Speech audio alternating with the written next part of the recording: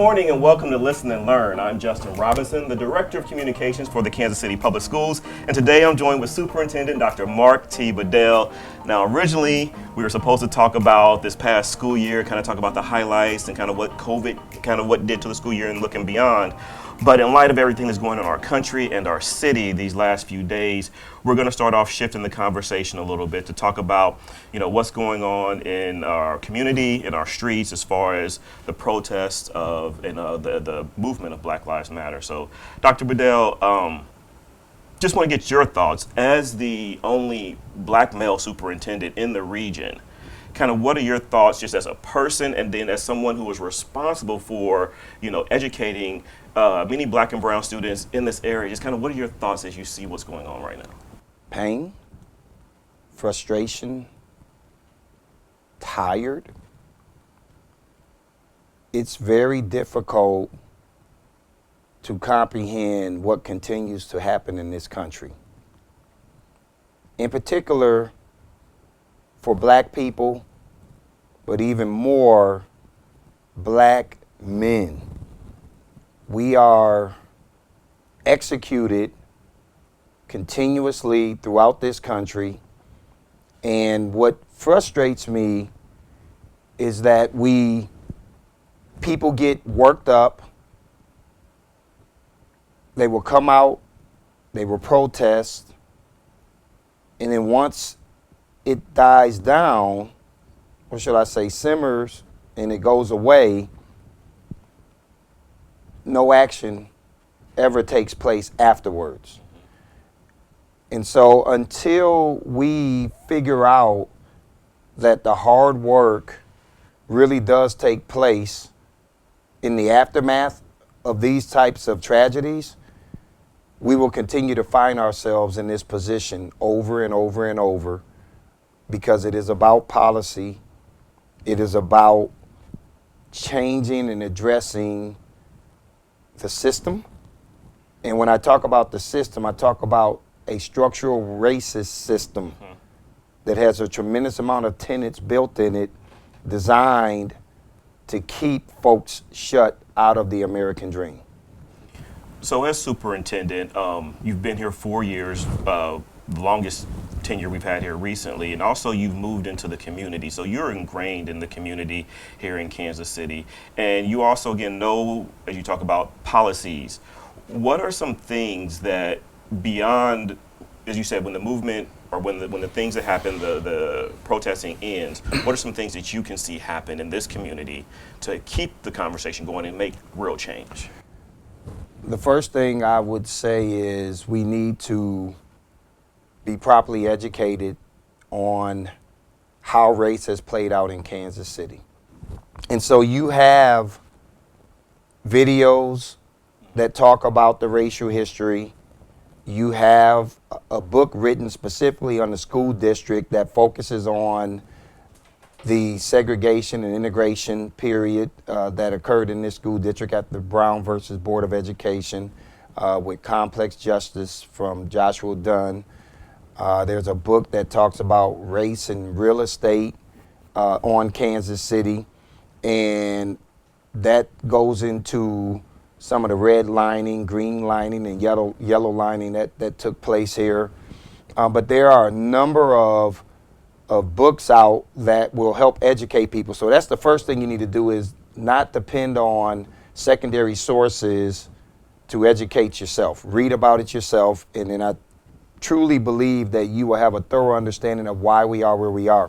Secondly, once you equip yourself with the proper knowledge, now you have an idea of the wall that's been built up, because we talk a lot about this divider wall that they call truth, and the disparities that exist between west of truth and those who live east of truth.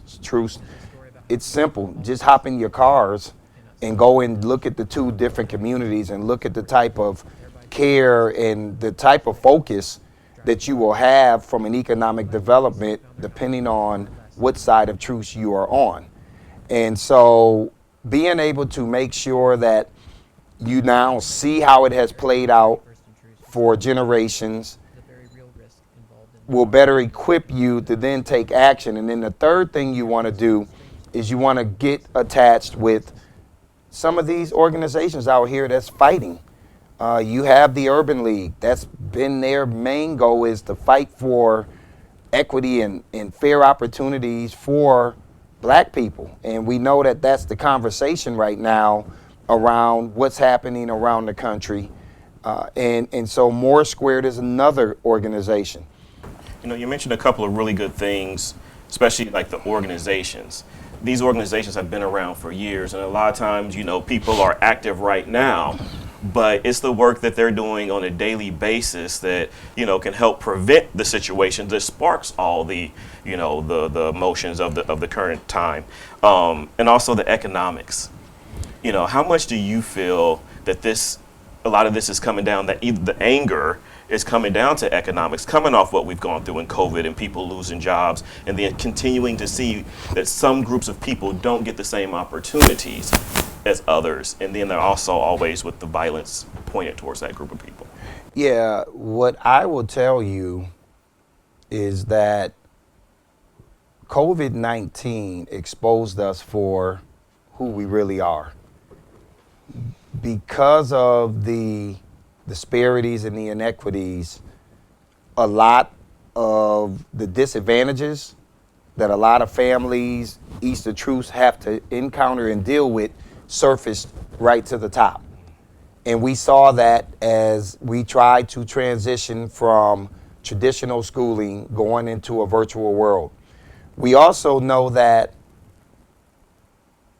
from a disproportionality or from a proportionality standpoint, it's very disproportionate the number of cases that have occurred in the boundaries of the Kansas City Public School District. 3rd and 5th District were hit the hardest. Those are also two of our lowest socioeconomic status communities. It's also the communities that do not have access to health and wellness. Right, all of these variables, it compounds the impact that it has on our communities when you are often operating from behind. Yes. That's what I talk about. We didn't get here on our own. Yes. We don't want to be in a situation where we're having to depend on living on the system. But when you think about poverty and you think about generational poverty means that for 2 generations or more, you have no money to pass down to those you are leaving behind. And being someone who grew up in extreme poverty in Rochester, New York, every time one of my relatives pass away, we always have to figure out how much money we're chipping in to bury them. That's a cycle that is a direct impact of not having generational wealth. But how do you get generational wealth if 400 years ago your ancestors were slaves? Even when we got to a point where we were free, education was weaponized against us. And so when you use education as a weapon rather than it allowing for you to help lift you up, you're way behind. So then you have that, so you have no ability to then seek employment that would allow for you to build generational wealth. Secondly, even if you were educated, the opportunities of you moving into some type of leadership, influential position was very rare. Mm-hmm. In fact, I would argue that when you think about 2020, and I'm the only black male superintendent in this region for the state of Missouri, we haven't gone far at all. Yes. And we have one black female superintendent in Center, and I believe there's one Latino superintendent in Grandview. And I think what sometimes people don't understand that translates to is opportunity. And so you can sit here as the black superintendent in the area, and people like, you've made it. But what about so many other people who needed that same not even need it, but deserve the same opportunity, but they've never got that chance. And I think that does speak to a lot of the anger that people have, because they don't see the opportunity, and yet they still see the racism directed towards them and blaming them for not having opportunity. So I think some of that stuff it goes a real deep and speaks to really the heart of where people are right now. You have the chance to sit in different rooms in this community. Some, you're the only one that look like you when you walk in that room. Others, you're sitting down with the mayor who is a black male as well, who have had to deal with some of this stuff. When you're sitting in some of those rooms, first the ones where people don't look like you, what are some of the messages that you try to send to them to do some of that work to help people understand the plight of African Americans? You know that I have never had a problem talking about race and how it plays out here in Kansas City. So anytime I have an opportunity to talk about what privilege looks like, what you can do with your privilege to help lift those who have intentionally been shut out, I don't hesitate to have that conversation. I often share with our white counterparts the experiences that I have to go through, even as a black executive leader, that we're constantly questioned as to whether or not we deserve to be here. If we express any type of emotion, we're labeled as angry black men or angry black women. We don't get to be ourselves without it being labeled in some type of negative manner, because it doesn't fit into what the dominant culture says you should look like or how you should behave. Even though emotion is just a natural part of us being black. I mean, we're just naturally emotional, and it's nothing bad about it. It's just that's just who we are. Yes. But it's something that's kind of viewed as us being aggressive, not being professional.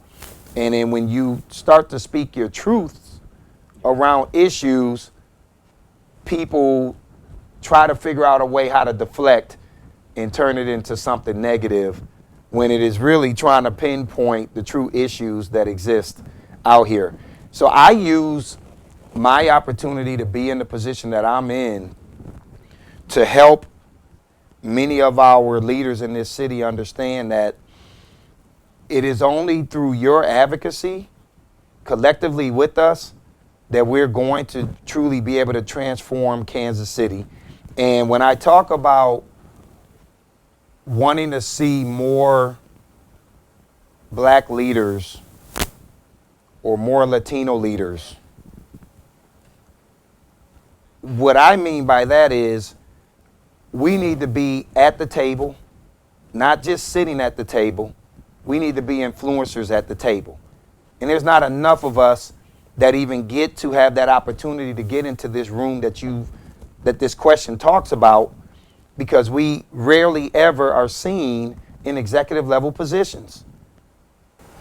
Even from my perspective, my life, I think people don't really understand how conscious that we are constantly of being a black male. Before I came to the school district, I was a reporter. And I would tell people all the time, I said, I know there's a difference when I walk in a building with that microphone in my hand with the flag that says that TV station, or when I walk into a building with my hoodie on going to the grocery store. And it's a consciousness that you always have. And people don't understand, even as we sit in the positions that we sit in. I'm a director of communications. I believe I'm the only black male director of communications in the area. So we have sit in positions, but we still have the same plight as other people who haven't had the opportunities we have. And that consciousness is real, that we deal with every day. Justin, you could not have stated that any better. You have heard me say, after moving here to Kansas City, I'm more conscious of the fact that I'm a black man living here than anywhere else I've ever lived. And a lot of that has to do with the way that race has played out in this city. And for me, for people to ignore it, to turn their heads the other way as if these things have never happened, or that this district got to where it is on its own when we were a 77,000 student school system, and once integration took place, we started to have white flight because many of our white community members didn't want their kids being educated with folks that look like us. So we have gone from a 77,000 system to 14,300 in our system, and the charters are sitting at about 13,000. So we're sitting as a system with maybe 27 to 28,000 total since the late 60s. And I look at our data now, and we're more intensively segregated as a city now than we were in 1999. We have problems. You know, and you're right, I've heard you say that many times about being more conscious as you've gotten here. And as you said, that is what's made me think over the years. Someone who was born and raised here, I've left for a while for a different career and college opportunities, but if someone's born and raised here, we had these conversations. I didn't realize how much racism has played in Kansas City because it's just the way we knew it was here. You know, and we're having another conversation. I talk with some of my friends who are growing up here. We talk about what's going on in the Plaza area. When we were growing up, even as South Kansas City kids, we never went to the Plaza. We knew that wasn't the place where we were supposed to go hang out. So we never did it. So that's just what we knew about this community, this city, where we were supposed to go and where we weren't supposed to go. And a lot of times, we just accepted it. And now what you see is a generation that doesn't accept that anymore. They're saying, you know what, you're not going to tell us what we can do, what we can't do. We helped build this country. We're a part of this country. We have the same rights as everybody else. And that's what I see happening right now. Young people of all races are saying, no, this is not how it's going to be anymore. And the fact that it's happening a lot where J.C. Nichols was built, I think there's a semblance of that as well. Absolutely. And if people watch that video on YouTube, they talk a lot about J.C. Nichols in that video. They talk a lot about the Plaza.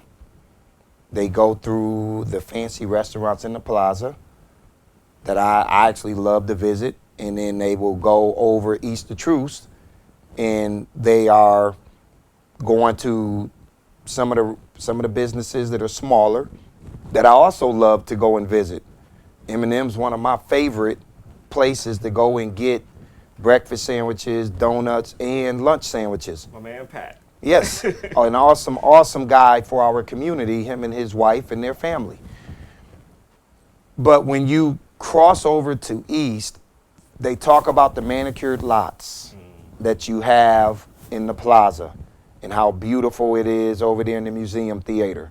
And the second you cross the other side, you see dead trees, you see grass growing through the sidewalks, you see trash all over the place.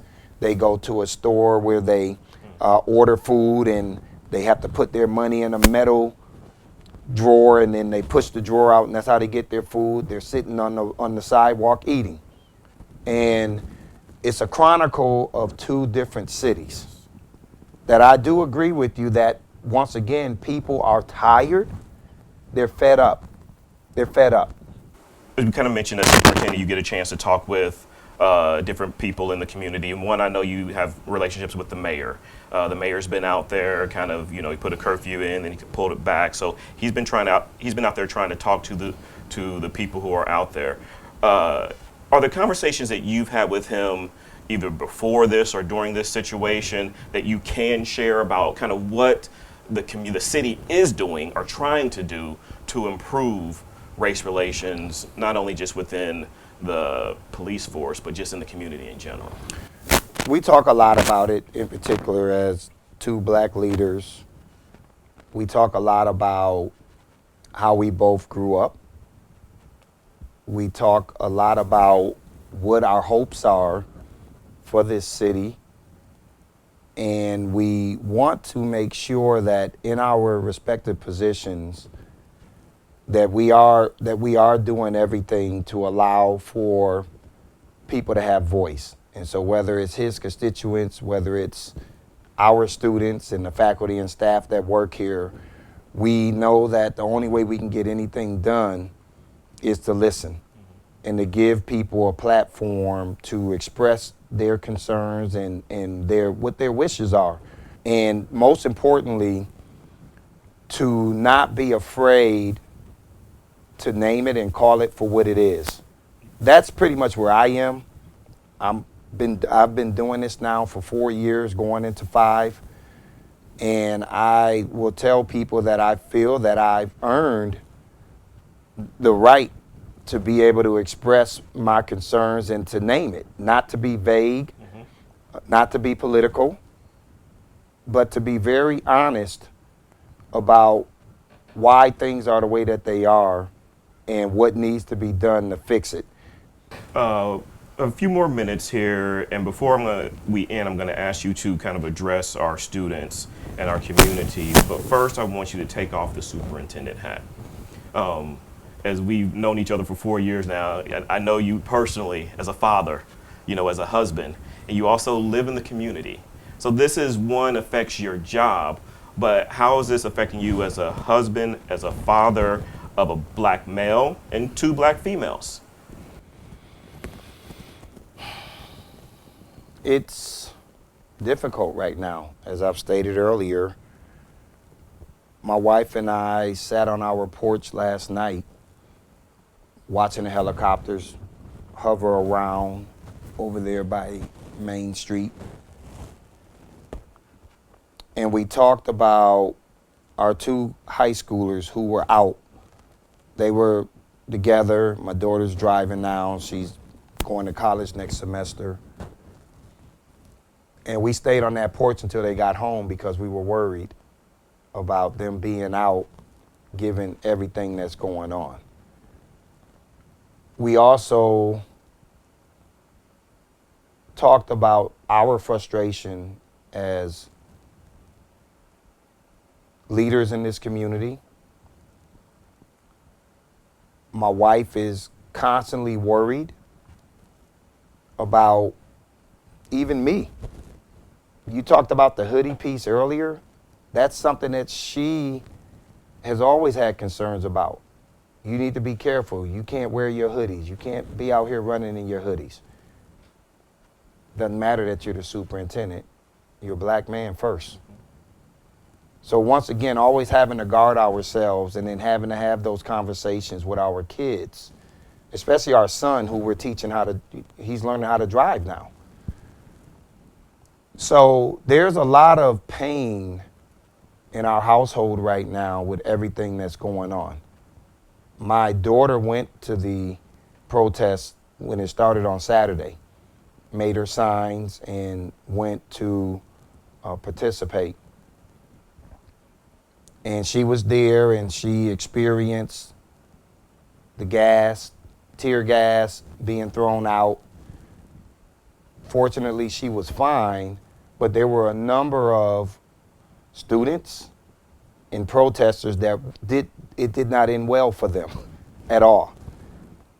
And for me, we want 100% for people to be able to have their voice, and we need to be able to speak freely about some of the ills of this country. And we need to be able to do that in a very respectful manner.